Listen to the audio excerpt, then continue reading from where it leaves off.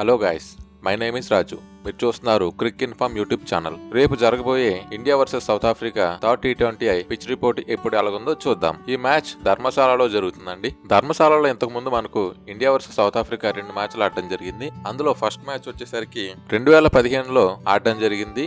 ఆ మ్యాచ్ లో India 199 runs కొట్టగా సౌత్ ఆఫ్రికా 200 రన్స్ కొట్టి విజయం సాధించడం జరిగింది. రెండో మ్యాచ్ 2019లో జరిగిందండి. ఆ మ్యాచ్ వర్షం కారణంగా ఆగిపోవడం జరిగింది. ఈ వెన్యూలో చూసుకుంటే సౌత్ ఆఫ్రికాకే కొంచెం ఫేవర్ గా ఉన్నట్టు ప్రీవియస్ మ్యాచ్లు బట్టి మనకు తెలుస్తుంది. ఈ పిచ్ వచ్చేసరికి బ్యాటింగ్ ఫ్రెండ్లీ పిచ్ అండి. అలాగే బౌన్సీ పిచ్ కావడం వల్ల హై స్కోరింగ్ వెన్యూగా కూడా దీనికి రికార్డు ఉంది. అలాగే గ్రౌండ్ ఎక్కువ హైట్ లో ఉండడం వల్ల సిక్సెస్ కొట్టినప్పుడు ఈజీగా ట్రావెల్ అవడం జరుగుతుందండి. దానివల్ల ఈజీగా సిక్సెస్ అనేది ఎక్కువగా ఫ్లో అయ్యే అవకాశం ఉంది. అలాగే బ్యాటింగ్ విషయం చూసుకున్నట్లయితే ఎవరైతే టాస్ గెలిచి ఫస్ట్ బ్యాటింగ్ ఎంచుకుంటారో వాళ్ళకి వచ్చేసరికి ఎక్కువ స్కోర్ వచ్చే అవకాశం ఉందండి. సెకండ్ బ్యాటింగ్ వచ్చేసరికి డ్యూ ఎక్కువ ఉండడం వల్ల, అలాగే మంచు పడే అవకాశం ఉండడం వల్ల బ్యాటర్స్ కొంచెం కాన్సన్ట్రేషన్ అనేది దెబ్బతినడం వల్ల స్కోర్ అనేది ఎక్కువగా స్కోర్ చేసే అవకాశం లేదని మనకు రిపోర్ట్స్ చెప్తున్నాయి. అలాగే మనకు సెకండ్ బ్యాటింగ్ 50-50 ఛాన్సెస్ అండి. అయితే గుడ్ గా ఉండొచ్చు లేదా బ్యాడ్ గా ఉండొచ్చు. ఫస్ట్ బ్యాటింగ్ అయితే గుడ్ గా ఉంటుంది. సెకండ్ బ్యాటింగ్ అనేది చెప్పలేం. ప్రీవియస్ మ్యాచ్ చూసుకుంటే సెకండ్ బ్యాటింగ్ చాలా సార్లు ఇబ్బంది పడడం జరిగింది. అలాగే సెకండ్ బ్యాటింగ్ లో మంచి బ్యాటింగ్ కూడా చేయడం జరిగింది. సో డ్యూ గనక వచ్చినట్లయితే ఖచ్చితంగా సెకండ్ బ్యాటింగ్ ఇంప్రూవ్ అవుతుంది. ఒకవేళ డ్యూ గనక తక్కువగా ఉండి స్నో గనక పడేటట్లయితే సెకండ్ బ్యాటింగ్ కష్టంగా మారనుంది. ఇక్కడ ఫస్ట్ బ్యాటింగ్ ఆడతామా సెకండ్ బ్యాటింగ్ ఆడతామా అనేది పూర్తిగా ప్లేయర్స్ బట్టి డిపెండ్ అవుతుందండి. కెప్టెన్ అలాగే కోచ్ ఇద్దరి అంగీకారం మేరకు ఈ గ్రౌండ్ లో ఫస్ట్ బ్యాటింగ్ బెస్టా సెకండ్ బ్యాటింగ్ బెస్టా అనేది వాళ్ళు డిసైడ్ అయ్యి వాళ్ళు సెలెక్ట్ చేసుకునే అవకాశం ఉంది. అలాగే బౌలింగ్ విషయానికి వస్తే ఈ గ్రౌండ్ లో ఎవరైతే జెన్యూన్ ఫాస్ట్ బౌలర్స్ ఉంటారో వాళ్ళకి బౌలింగ్ వచ్చేసరికి బాగా పడుతుందండి. అలాగే మ్యాచ్ ప్రోగ్రెస్ అయ్యే కొద్దీ మిడిల్ ఓవర్స్ లో స్పిన్ బాగా పడడం జరుగుతుంది. ఇనిషియల్ గా అయితే స్పిన్ కి అంత గుడ్ కండిషన్ అయితే కాదని చెప్పుకోవచ్చు. వెదర్ కండిషన్ విషయానికి వచ్చినట్లయితే క్లౌడీ కండిషన్స్ తో ఉండి స్నో అనేది పడే అవకాశం ఉంది. ఇండియన్ బ్యాటింగ్ ఆర్డర్ విషయానికి వచ్చినట్లయితే ఈ మ్యాచ్ లో శుభ్మన్ గిల్ అలాగే అభిషేక్ శర్మకి మంచి రికార్డు ఉందని చెప్పుకోవచ్చు. ఇండియాకి చాలా సార్లు ఓపెనింగ్ పార్ట్నర్షిప్ వచ్చినప్పుడు మాత్రమే హై స్కోర్ మ్యాచెస్ అనేది మనం చాలా సార్లు చూసాం. మనకు ఓపెనర్స్ అనేది చాలా ఎక్కువగా ఫెయిల్ అవడం జరుగుతుందండి. అందులో శుభ్మన్ గిల్ చాలా సార్లు ఫెయిల్ అయ్యారు ఇప్పుడు చూసుకున్నట్లయితే. అలాగే వీళ్ళిద్దరు తర్వాత సూర్యకుమార్ యాదవ్ ఎక్కువ వచ్చేసరికి ఫెయిల్ అవడం జరిగిందండి. మనం చేసిన మిస్టేక్స్ నుంచే మనం బౌన్స్ బ్యాక్ అయినట్లయితే ఇండియాకి విన్నింగ్ ఛాన్సెస్ చాలా ఎక్కువగా ఉన్నాయని చెప్పుకోవచ్చు. అలాగే అక్షర్ పటేల్ ని ప్రయోగాలు చేయకుండా తను ఏ స్థానంలో అయితే ఆడతాడో ఆ స్థానంలోనే పంపించినట్లయితే తనకున్న కాన్ఫిడెన్స్ తో తన బెస్ట్ ఇవ్వగలడు. తిలక్ వర్మ విషయానికి వస్తే తిలక్ వర్మ గురించి మనం మాట్లాడుకోవడానికి ఏం లేదండి. ఆయన ఇప్పటి వరకు చాలా సార్లు ప్రూవ్ చేసుకున్నాడు. ఇండియా ఎన్ని కష్టాల్లో ఉన్నా సరే తాను గనక స్క్వాడ్ లో గనక ఉండుంటే తను ఖచ్చితంగా గెలుపు దిశగానే తీసుకెళ్లాడు తప్ప మిగతా బ్యాటర్స్ తనకి సపోర్ట్ ఇవ్వకపోవడం వల్ల చాలా మ్యాచెస్ అనేది ఓడిపోవడం జరిగింది. కానీ లేకపోతే ఆయన చాలా బెస్ట్ అని చాలా సార్లు ప్రూవ్ చేసుకున్నాడు. సో ఈ మ్యాచ్ లో కూడా తను మంచి స్కోర్ చేసి అలాగే మరింత స్కోర్ తన టీం కి యాడ్ చేస్తాడని కోరుకుందాం. అలాగే హార్దిక్ పాండ్యా గురించి మాట్లాడుకున్నట్లయితే ఆయన ప్రీవియస్ గా చాలా మ్యాచెస్ లో కూడా మంచి పర్ఫార్మెన్స్ ఇచ్చాడండి.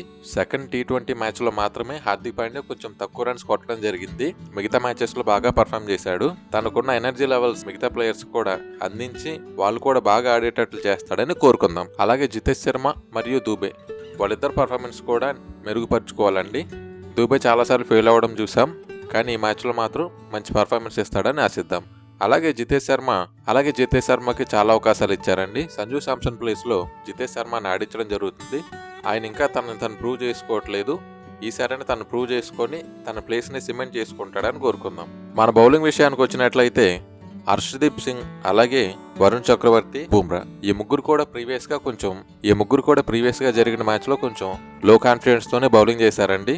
నెక్స్ట్ మ్యాచ్ లో మాత్రం మన బౌలర్స్ అదరగొట్టేస్తారని నేనైతే అనుకుంటున్నాను.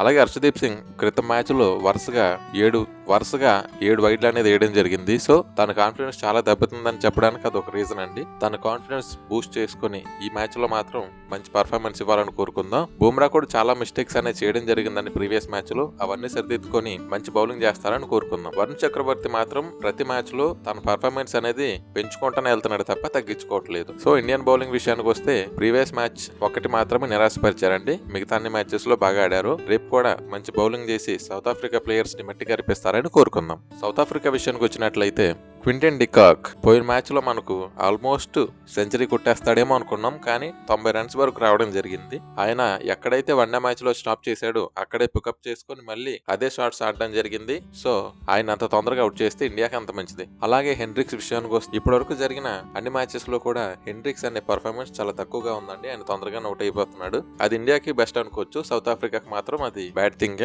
అలాగే మార్క్రమ్ కూడా చాలా ఇంప్రూవ్ చేసుకోవాలండి. ఆయన అంటే మ్యాచ్ కండిషన్ తగ్గట్టే ఆడుతున్నాడు. ఒకవేళ ఆపోజిట్ ప్లేయర్స్ అవుట్ అయిపోతే తన స్ట్రైక్ రేట్ అనేది తన స్ట్రైక్ రేట్ వచ్చేసరికి పెంచుకోవాల్సి ఉంటుంది. అదొకటి మాత్రం ఆయన చూసుకోవాల్సి ఉంటుంది. బ్రెవిస్ గురించి మనం ఏం చెప్పుకోవాల్సిన లేదండి. బ్రెవిస్ ప్రతి మ్యాచ్ లో కూడా కన్సిస్టెన్సీగా పర్ఫామ్ చేస్తున్నాడు. తన వికెట్ ఇండియా తొందరగా సంపాదిస్తే చాలా వరకు కట్టడి చేసినట్టే. అలాగే ఫెరేరా పోయిన మ్యాచ్ లో చాలా బాగా ఆడారండి. ఫెరేరా అలాగే డేవిడ్ మిల్లర్ ఇద్దరు పార్ట్నర్షిప్ పోయిన మ్యాచ్ లో మనం చూసాం కదండి, అన్బీటబుల్ గా ఆడారు. సో నెక్స్ట్ మ్యాచ్ లో వాళ్ళిద్దరిని ఎంత తక్కువ స్కోర్ కి రిస్ట్రిక్ట్ చేస్తే ఇండియాకి అంత మంచిది.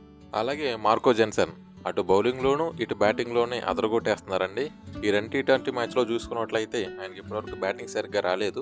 నెక్స్ట్ మ్యాచ్ లో మరి ఎలాగ ఆడతారో చూద్దాం. సౌత్ ఆఫ్రికా బౌలింగ్ విషయానికి వచ్చినట్టయితే జెన్సన్ అలాగే సిపాంలా, లుంగెంగిడి, బ్రాడ్మ్యాన్ ఈ 4 ప్లేయర్స్ కీలకంగా వ్యవహరించనున్నారు. పోయిన మ్యాచ్ లో మనం చూసుకున్నట్లయితే బ్రాడ్మ్యాన్ చాలా మంచి బౌలింగ్ వేసి 4 మంచి వికెట్స్ తీసుకోవడం జరిగింది. అలాగే మిగతా బౌలర్స్ కూడా మంచి పర్ఫార్మెన్స్ చేస్తున్నారు. ఈ మ్యాచ్ విషయానికి వచ్చినట్లయితే సిపాంలా అలాగే బ్రాడ్మ్యాన్ అలాగే మార్కో జెన్సన్ కీలకంగా వ్యవహరించనున్నారు. ఇంకా ఓవరాల్ గా చూసినట్లయితే ఇండియన్ ప్లేయర్స్ గత మ్యాచ్ లో ఏం జరిగిందో ఆలోచించుకుంటా నెక్స్ట్ మ్యాచ్ ఏదైతే రాబోతుందో దానికి మంచి ప్రణాళికలు సిద్ధం చేసుకుని సౌత్ ఆఫ్రికాని మంచి రన్స్ తో బీట్ చేయాలని కోరుకుందాం. ఇంతేనండి. ఈ వీడియో కనుక మీకు నచ్చినట్లయితే లైక్ చేయండి.